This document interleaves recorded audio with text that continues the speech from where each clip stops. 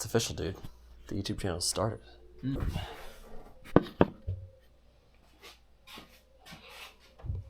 All right. What a pile. Honestly. It's amazing what $10,000 looks like when it's just thrown together on your shop floor. Okay. So I say we jack the back up and make it level, and then we start taking the measurements, because the first thing we need to know is what the bell housing flange to the rear axle line is. After we know what that is, we don't have mics on. We're stupid. It's fine. It'll be fine. Every time. Dude, we're so retarded. Just crack up all the time. Yep. Impossible to film something and be serious about it. Cannot be serious. Okay, basic plan. Subframes out of a C6 Corvette. 1980 Trans Am body. 1980 Trans Am body. Mm-hmm. Speak like I can actually pronunciate my words. Enunciate, pronounce. Combination of two. Pronunciate. Pronunciate my words. All the guts out of the Trans Am are gone. Gonna be just a shell. Completely redo interior. Make custom frame rails. Where we're at right now is the motor needs to go back in the car, and we're gonna get that going. I had a remain seal change. You'll see some of that footage. You're gonna see some of the footage of the front subframe that we already have in hand, and we did some measurements and some various other prep work. And then at the end of the video, we're gonna have to scoot up to northern Alabama from the Panhandle of Florida to pick up the transaxle and rear subframe and rear suspension assemblies. What am I missing? We've never done any of this before. Yep. We've never used a tube bender. We've never used a tube notcher. Never used a camera. We've never used a camera. Never used editing software. Never used editing software. But we've used angle grinders. That's about it. Yeah, professional angle grinders. Yep. Okay. Before this, the car was just a standard Trans Am, solid axle rear end, 455 up front, which is sitting back here, 6L80, which is sitting back here. The car ran fine. We didn't put very many miles on it before we decided to tear it down. I've been gone a lot for school, so I don't actually stay with the car a whole bunch. But now that we're back, we've got plans. None of that is important, but we're going to manual transmission out of the C6, torque tube, bolted right to the Pontiac motor. We think it'll be a ripper. That's all we got. We know as little as you do. You're gonna see us figure it out as we go. Theoretically, by the time this drops, the car's already on the road. Hopefully. Maybe. I think it probably will be. There's a lot of hope. Yep. Yeah. Welcome to the show. Enjoy the ride. Enjoy watching us suffer and crack up. We literally can't be serious at all. Nope. It's impossible. But it's fine, because that's what we're here for. Yep. We gotta figure out a name for this channel. Yeah, we still have. You'll see some jokes along the way about us figuring out a name for this channel if I had to guess. Yeah, I think we left some of that in there. Cope Garage. Still my vote. That is not my vote. There's a lot of cope. A lot of cope, but I don't like Cope Garage. A lot of hope. Hope Garage? No, that's gay. Yeah. I like that. So, jack up the rear end, I guess. Is this not on a jack stand? Yeah. Okay. No, it's not. I lied. No. Alright. Already off to a bad start.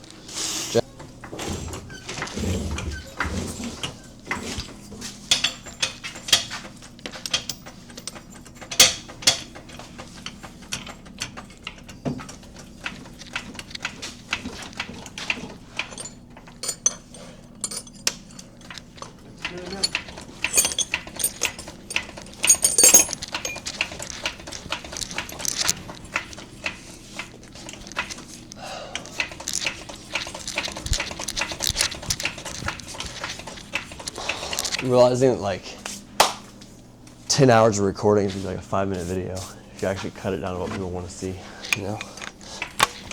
Otherwise, I believe it. Suboptimal.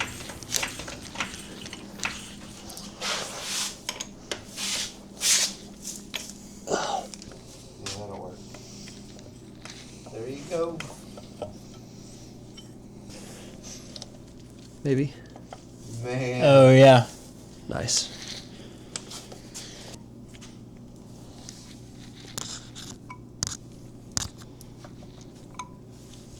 Okay.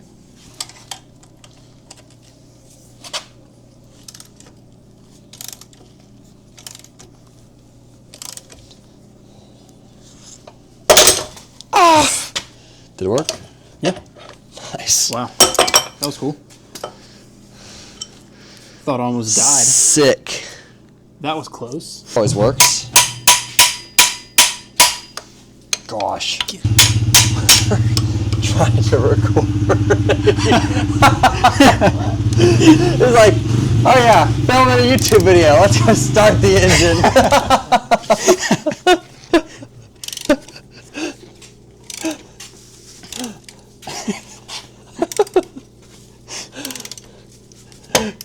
It's not like you're going to use every second of it. There it goes. We ain't never making it out the hood. All right. You know, it's gonna slide under. It is not high enough. Darn it. We can fix that. Let it down way too far there.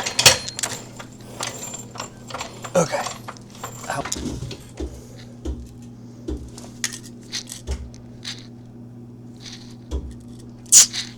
It'll be fine. It's just noises. Noises can't hurt us. I don't like that at all. Either. That's about as high as I got. 1, 2, 3.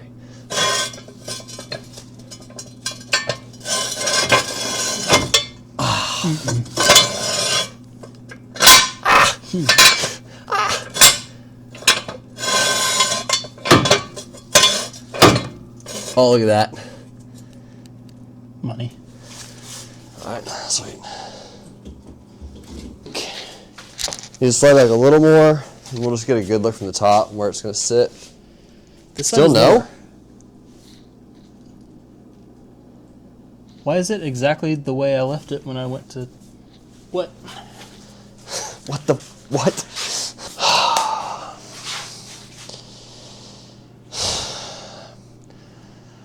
This should not be that hard.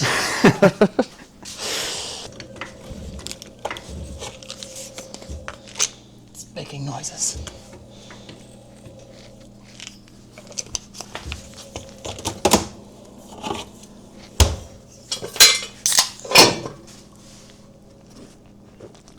Okay. Does Advil go bad? Huh? Does Advil go bad? I don't think so. That's been on the shelf for a long time. Just crushed 4 of them. And worst case scenario is they're pumping my stomach in about 3 hours. Best case scenario is my elbow stops hurting. So it's a real risk versus reward scenario. Yep. Did you wash it down with some Red Bull? Heck yeah. Yeah, dude. Alright, so that should fit under there now. The real question is, where are we going? Nice. Nice. Nice. That's about center. Dude, filming and pushing the subframe. Heck yeah, dude. You know what I really love about this car is that everything that we made nice just got destroyed by the various fluid leaks. This whole core support was painted at one point, and then the trans cooler leaked like crazy. Not the one I bought from Durale, but the one that was in the car. And it ate all the paint. Same with the brakes. When we redid the brake lines, and I messed up the fitting, and it just leaked brake fluid all over the freshly painted subframe. Dude, I would be fine if I never messed with brake lines again. That was terrible. Yeah, well, we got that new tool, the double flare automatic tool, whatever it's called.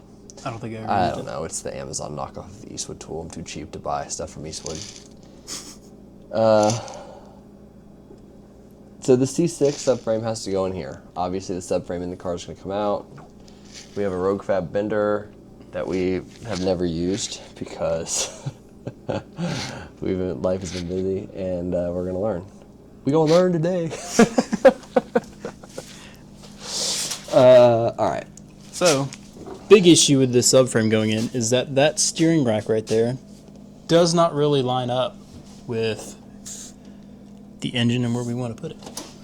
So, plan is to align this kind of vaguely with the bottom of the very center of the wheel. Okay, we're probably close enough. Yeah, probably close enough for what we're doing. Yep. With how uneven the rest of this car is, I wouldn't be surprised if that lines up perfectly.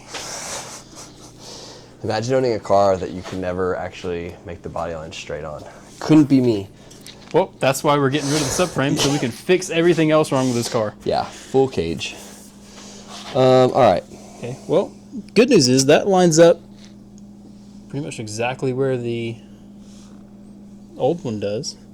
But the old one has that little bend in it so it can move around the oil pan. You know what's really cool is we're gonna know if this works or not long before people see if it works or not. Yep.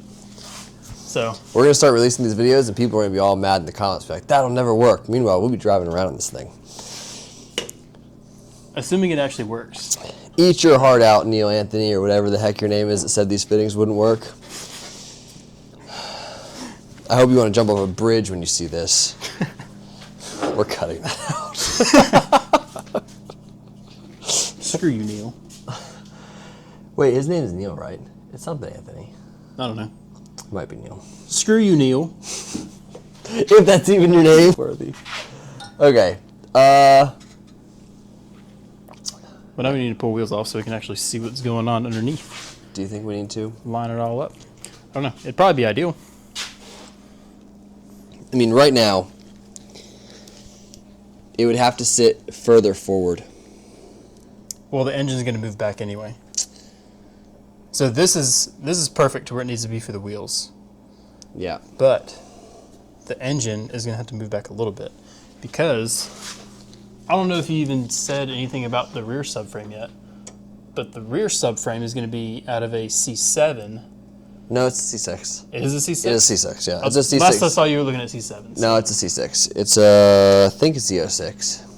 Okay. Or subframe. Anyway, manual trans, 6-speed. Yeah, manual 6-speed from C6 Yep. is going in the back, which means for the torque tube and everything to work, the engine's going to have to come back about 2 to 4 inches. Yeah, we either extend the torque tube in the drive shaft. Seems like that might work down there because that's about how much it's going to have to move back for that to sit right between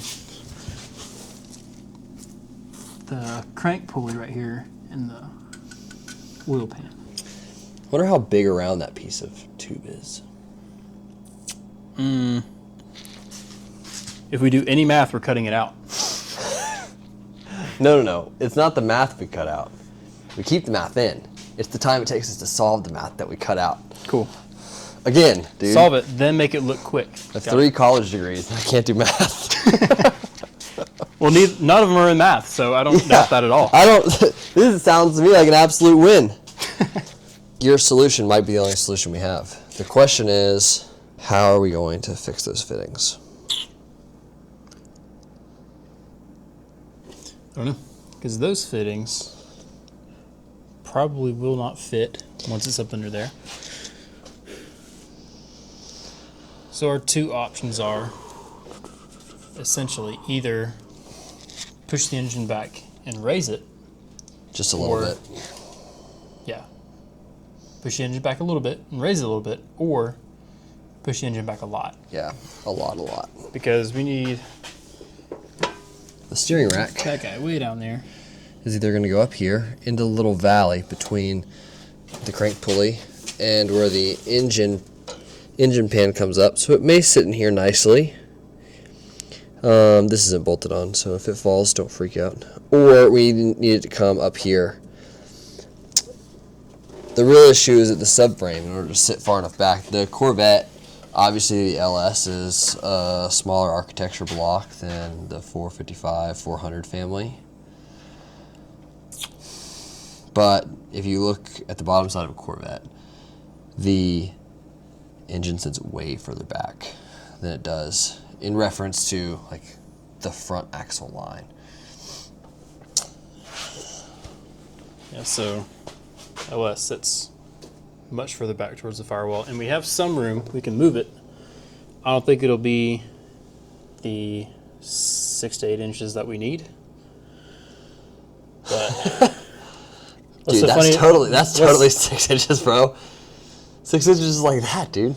We got that all day. Man. 6 inches is huge. I think it's huge also. It's still like that.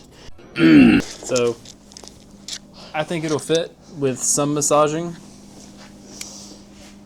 But will it fit with a little bit of massaging or a lot of massaging? I think it'll probably take a lot. The engine can go back quite a bit as is. 4 or 5 inches. The question is, how much work do you really want to do to the firewall? How much of this do you want to cut away? It's all I don't want to do nice. any. But here we are. Yeah, it's all nice and painted. Yeah, just completely ruined Hey, remember when perfectly good paint right here. our favorite paint and body guy, Herbie, was like, do not paint it until you have everything done and you know you're happy with where it's at. And I was like, I'm happy with exactly where it's at 2 summers ago in the second iteration of this car. And we tore it all down and we painted it. And literally 3 months later, I was looking up new transmission options. Okay. I hate it. I really do. We hate it a lot.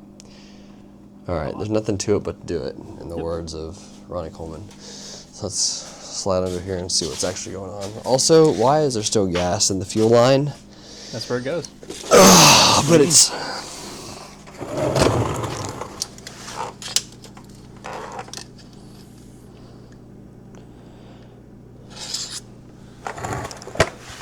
Okay, this is a 2-inch diameter.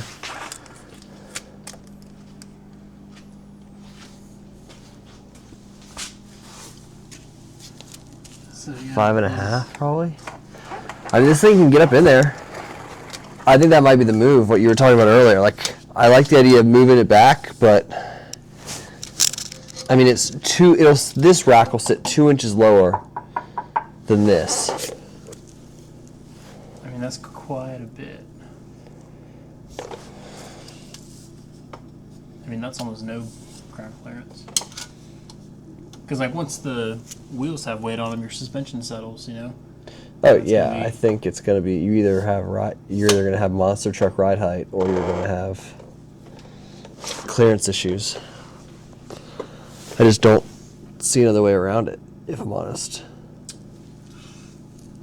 Well, we can do the trade-off, right? Like we can raise the motor a little bit. Yeah. Because as So the motor push it moves, back and raise it up? I mean, yeah, we had the firewall height for it for sure. Okay. Make pulling the engine in and out of pain. I hope to God we never pull this engine out again. If we pull this engine out again, it's just going to go straight in the flipping trash, dude. It's just going... Yeah, honestly. It is if not we're- going back in. No, if we pull this engine out again, we're putting an LS in this thing. Except, obviously, to throw the subframe in there, but... we still have to pull it, either way. So either way, this engine has to come back out, but whether it's running when we do or not, that is the question. Day 2.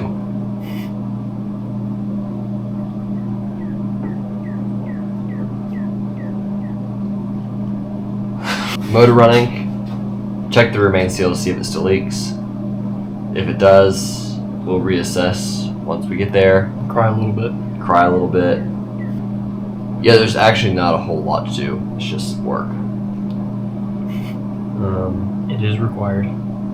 It is required. I guess at this point, it's like Unfortunately. make the day count. That way when we come back, it's rip the back end out of the car and immediately throw the subframe under there and just see where we're at.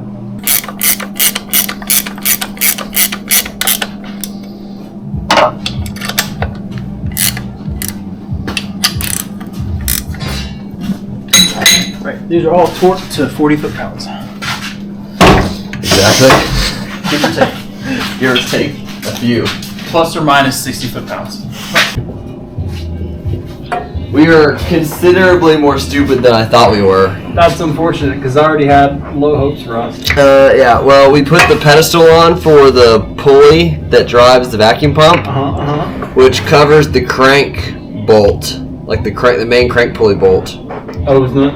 Which Is is that the not tight? which is the only way.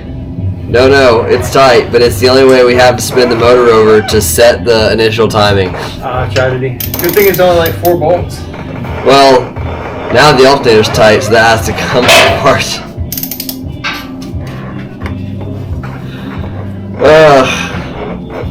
We're never making it out the hood. Alright, tear this back down, I guess. Right on the headers, huh? That's so annoying. Hate that. It's like that sometimes. It's like that all the time, dude. All the time, every time. I mean, let's be honest. That's why the car smokes after every oil change for a solid 3 weeks. It couldn't possibly be from the rear main still slinging oil all over the headers. No, it's because it drips on the headers when you change the oil. We just change the oil every single time. Yeah, honestly, we've never actually gotten to the point where we needed to do an oil change on this motor. Except for leaving it outside and getting water in it. That's counts. a pretty good reason. And wiping a cam lobe. And filling it up with gas. Filling the oil up with gas. Oh yeah, that one time the injector got stuck and filled the bottom with gas. How do you wipe a cam roller? I mean, a cam with rollers. It was before we put the rollers in there. Why'd you do that? It was the flat top it. We didn't do it. The previous owner did it and he sold it to me. Without saying a dang thing. Why would he? Screw you, Neil. It wasn't even him. That's okay, I'm still mad at him for it. It's his fault in my mind.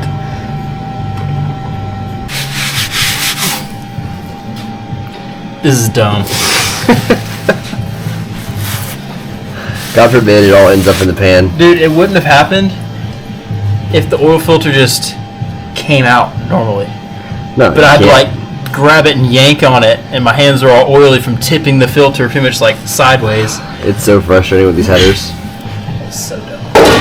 If you have a Pontiac and you have long tube headers and a second gen F body, you know exactly what we're talking about. Yep. If you have this exact combination, I think you should just kill yourself and save the trouble.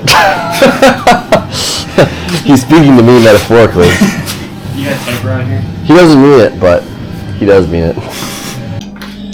Okay, so if you're running a system similar to this in any way, shape, or form, we are using an MSD dual sync. I'm pretty sure Holley owns MSD now. I could be wrong about that, but they're both branded the same. Instead of a distributor, which it is a distributor, but we're using it as a cam signal. The cam signal and the crank signal, technically. And the Terminator X-Max will see at 50 degrees before top dead center the crank coming around and know when to fire the corresponding spark plugs based on that and the engine speed. That's an oversimplification. What you really need to know is that to set up the Hall effect sensors within the dual sync, you have to put your motor at 50 degrees before top dead center. How do you do that? If you have a stock balancer similar to this, where it only gives you the main line right here on the balancer, and it just gives you a few degrees up top here. Well, they give you a calculation for, I think, a 5, 6, and 7 inch diameter balancer.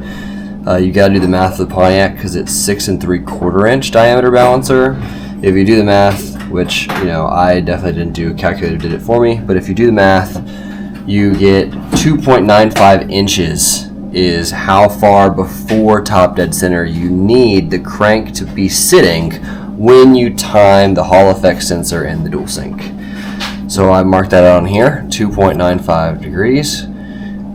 Don't mind the electric water pump, but see if I put this down here, right there, you stretch it out, the line on our piece of paper lines up with 0. So now we know based on that the motor is sitting at 50 degrees before top dead center thanks to black magic math and the diameter. So when we install the dual sync distributor in just a second, we'll put it in, and then we're just going to rotate until the Hall effect sensor is triggering both the cam and the crank light, which tells it that it's on cylinder number 1 is rising to fire at top dead center, and that the cam itself is right there. So it tells it where the crank is at and where the cam is at.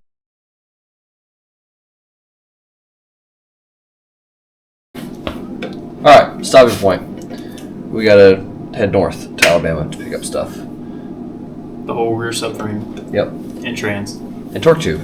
Yep. And differential and axles and arms and hubs and rear brakes. All in the same piece. All in one piece, out of a wrecked car. Cool. Well, I guess we'll head that way then. Yep.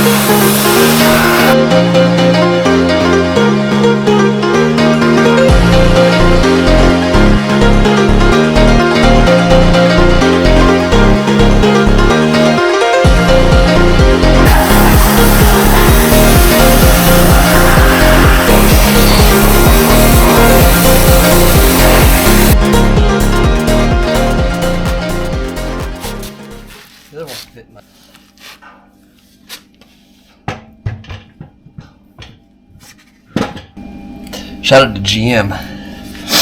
Not changing the hub diameter or the lug pattern at all between 1970 and 2008 or whatever this car was made. Whenever this C6 was made. Grab a couple lug nuts right here and see how it goes. If you hear me sniffling, it's because it's springtime in Florida and there is so much pollen in the air that it creates a film on everything. And this is how, this is the only way that I can cope with it.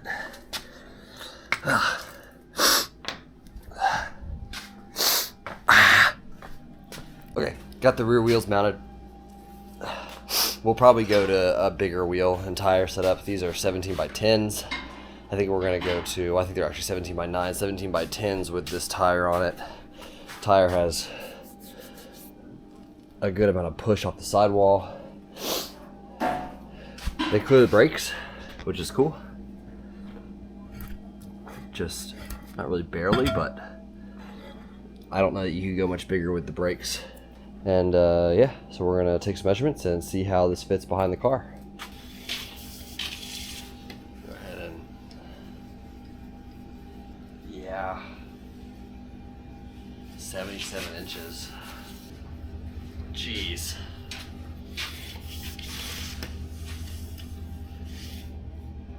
Like 72 inches on this side.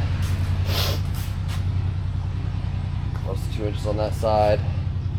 Okay. So it looks like it's about, which theoretically should be, that's what we had calculated. Close to, I'm just gonna cut this and retake because I've got snot all over my face.